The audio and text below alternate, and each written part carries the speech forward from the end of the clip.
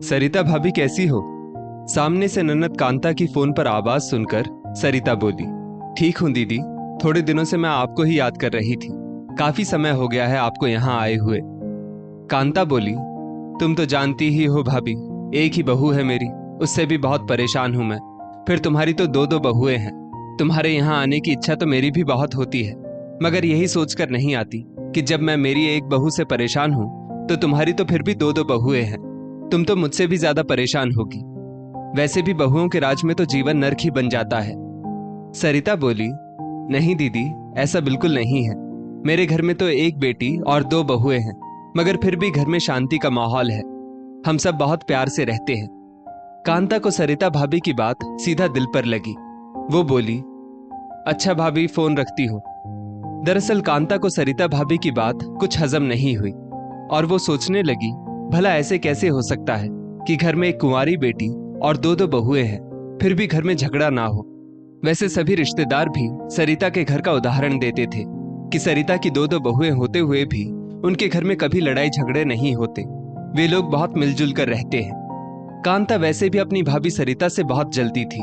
अब रिश्तेदारों के मुंह से ये सब सुनकर उसकी जलन और भी बढ़ने लगी थी, क्योंकि कांता की बहू उसको बिल्कुल मान सम्मान नहीं देती थी और दूसरी ओर सरिता के घर का पूरे जग में बोलबाला था।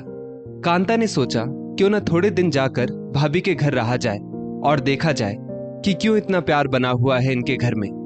सरिता की दो बहुएं थीं, बड़ी बहू रेखा और छोटी बहू रीमा, और घर में एक कुंवारी ननद नायरा भी थी, मगर आज तक उनके घर में कभी झगड़ा नहीं हुआ था।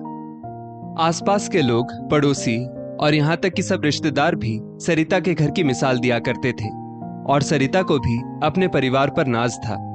एक दिन कांता अपना बैग लेकर अचानक सरिता के घर जा पहुंची। सरिता आश्चर्य से बोली, अरे दीदी, आप अचानक? बताकर तो आती, ताकि हम आपकी खातिरदारी की तैयारी पहले से ही करके रखते। कांता तो अचानक आकर सरिता भाभी के घर का नजारा देखना चाहती थी, इसीलिए बताकर नहीं आई थी। कांता बोली, भाभी, आपको सरप्राइज देना चाहती थी, बस, और कुछ नहीं।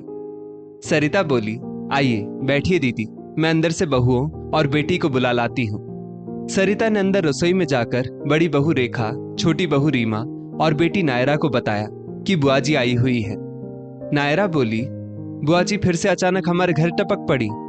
सरिता जी बोली, बेटा ऐसे नहीं कहते, वो तुम्हारी बुआ है। सरिता जी बहुओं से बोली, तुम्हारी बुआ सास जबान की थोड़ी कड़वी है, मगर दिल की बहुत साफ है, इसलिए उनकी बातों का बुरा मत मानना और बाहर जाकर उनके पांव छू लेना, वरना वे नाराज हो जाएंगी। सरिता सभी को बाहर बुआ जी से मिलवाने लाई। सभी ने उनके पांव छुए। छोटी बहू रीमा बुआ जी से बोली, बुआ जी, आप सफर से थक कर आई हो, मैं अभी आपके लिए चाय नाश्ता लेकर आती हूँ। बड़ी बहू रेखा बोली, बुआ जी, अच्छा किया जो आप यहाँ चली आई, मम्मी जी आपको बड़े दिनों से याद कर रही थी। कांता बोली, परायों को कौन याद करता है भला, और बहू, तू तेरी सास की ज्यादा तरफदारी मत कर, मैं अच्छे से जानती हूँ तेरी सास को। नायरा बोली, बुआ जी, आपने तो आते ही मजाक शुरू कर दिया।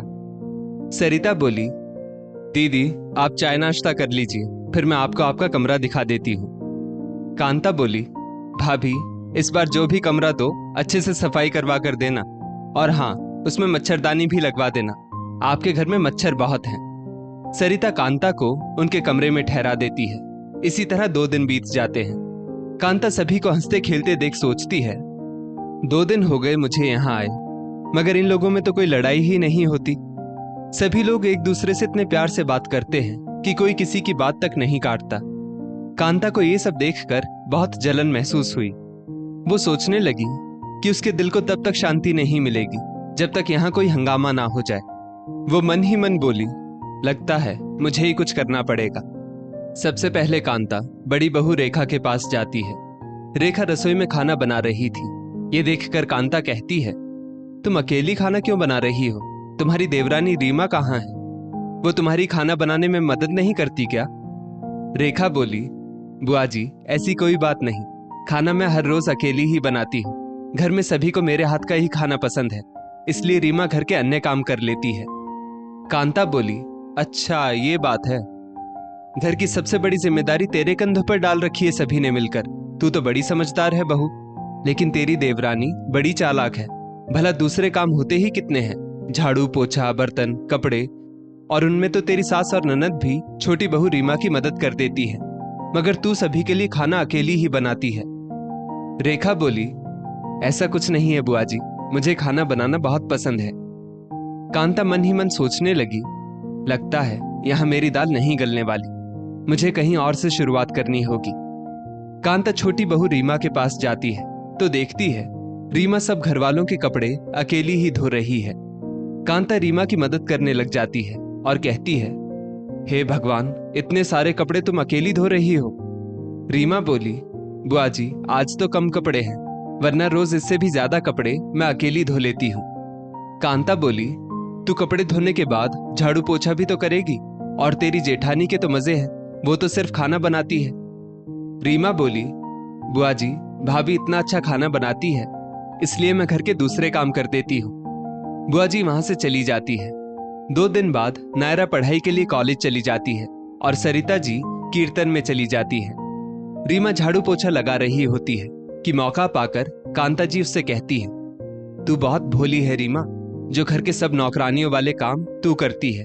आज तो तेरी सास और ननद भी नहीं है तेरी किसी काम में मदद करने के लिए, मगर गलती भी तेरी ही है जो अपनी जेठानी को तूने घर की मालकिन बना रखा है। मालकिन जैसे सिर्फ खाना बनाती है वो सबका।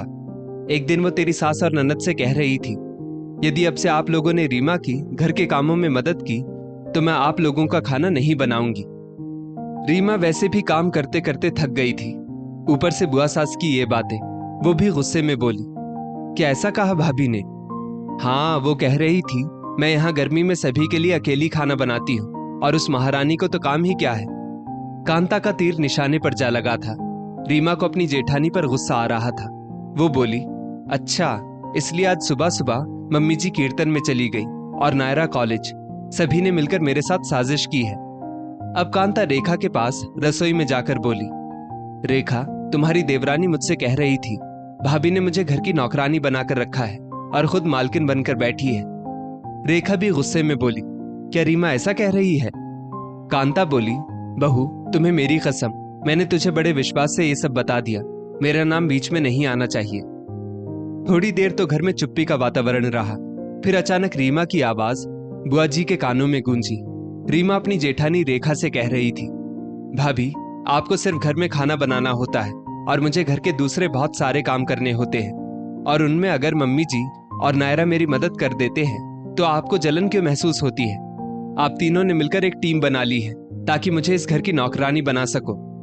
रेखा बोली, मैं सभी का दोनों समय का खाना बनाती हूँ रीमा, अगर तू काम करती है तो मैं भी कोई खाली नहीं बैठी रहती, जो तू अपने आप को नौकरानी और मुझे मालकिन बता रही है। दोनों बहुओं की तू मैं सुनकर कांता के दिल को बहुत सुकून मिला। वो सोचने लगी, सरिता भाभी को बड़ा नाज था अपने परिवार पर, आज मैंने उनका ये घमंड चकनाचूर कर ही दिया। उतने में सास सरिता और बेटी नायरा भी आ जाते हैं। सरिता दोनों बहुओं को झगड़ते देख कहती है, ये क्या हंगामा मचा रखा है तुम दोनों ने घर में? रीमा और रेखा चुप हो जाओ, बाहर तक तुम्हारी आवाजें जा रही है, लोग क्या सोचेंगे? रीमा बोली, मम्मी जी आज लोगों को भी पता चल जाने दो कि मेरी सास ननद और जेठानी कितनी चालाक है। नायरा बोली, भाभी आप दोनों की लड़ाई में आप मुझे और मम्मी को बीच में क्यों घसीट रही हो? रीमा बोली, तुम सब मिलकर मुझे घर की नौकरानी बनाना चाहते हो तो तुम लोगों को बीच में लाऊंगी ही ना मैं। कांता सभी को झगड़ते देख मन ही मन बहुत खुश हो रही थी और उसके कलेजे को ठंडक महसूस हो रही थी, मगर झगड़ा इतना बढ़ गया कि रीमा बोली, कांता बुआ ने खुद अपने कानों से बड़ी भाभी को कहते सुना था कि अगर आप लोगों ने घर के कामों में मेरी मदद की तो भाभी आप लोगों का खाना नहीं बनाएंगी। सरिता बोली, ये क्या कुछ भी बके जा रही हो छोटी बहू, रेखा हमसे ऐसा क्यों कहेगी? अब सबकी नजरें कांता बुआ को देखने लगी। कांता अपने बुने हुए जाल में खुद ही फंस चुकी थी। उसकी समझ में नहीं आ रहा था कि क्या बोले। रेखा बोली, बुआ जी मैंने ये सब कब कहा था बताइए? अच्छा अब समझी, आप जब से यहाँ आई हैं तब से हम दोनों देवरानी जेठानी को एक दूसरे के खिलाफ भड़काने की कोशिश कर रही हैं। अब हम सब समझ चुके हैं। रीमा को भी अब तक सब समझ में आ चुका था, और सरिता वो तो अपनी ननद की आदत से वाकिफ थी ही। कांता नीचे सिर झुकाए खड़ी थी। सरिता बोली, कांता दीदी, आप जानती हैं आपके अपने घर में ही इज्जत क्यों नहीं है?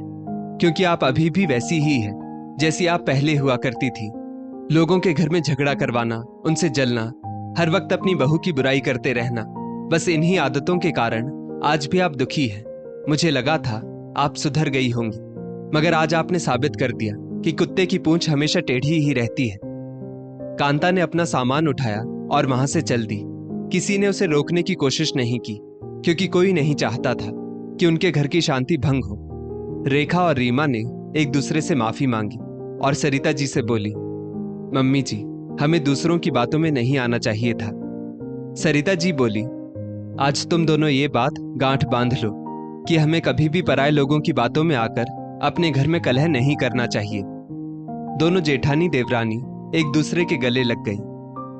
दोस्तों, अक्सर यही होता है कि लोग दूसरों के घर में प्यार का वातावरण देख जल भुन उठते हैं और उनके घर की नींव को खोखला करने के इरादे से परिवार में फूट डालना शुरू कर देते हैं। इस स्टोरी को लेकर आपकी क्या राय है?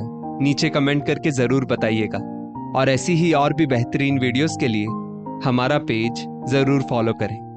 धन्यवाद।